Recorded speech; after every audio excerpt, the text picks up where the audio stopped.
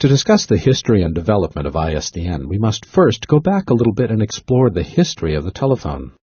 Originally, telephones were connected using analog signaling, but this became too inefficient as the number of phones grew.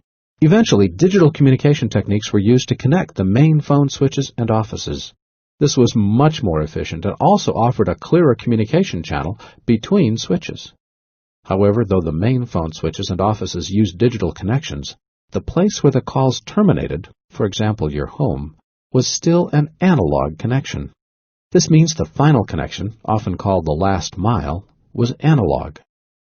These kinds of phone connections, which are both analog and digital, require your call to undergo several conversions between analog and digital as it travels from one end of the call to the other.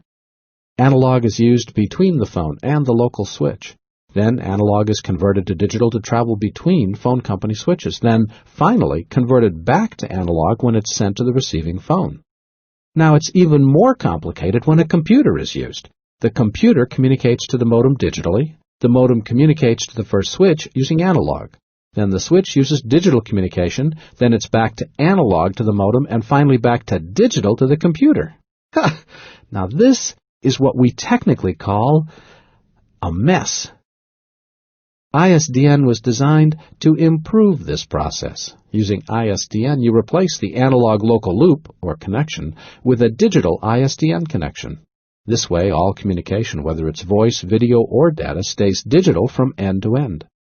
Digital communication is easier to multiplex, easier to repeat, and easier to keep clean, meaning it has much less signal noise, so using digital is favored over analog.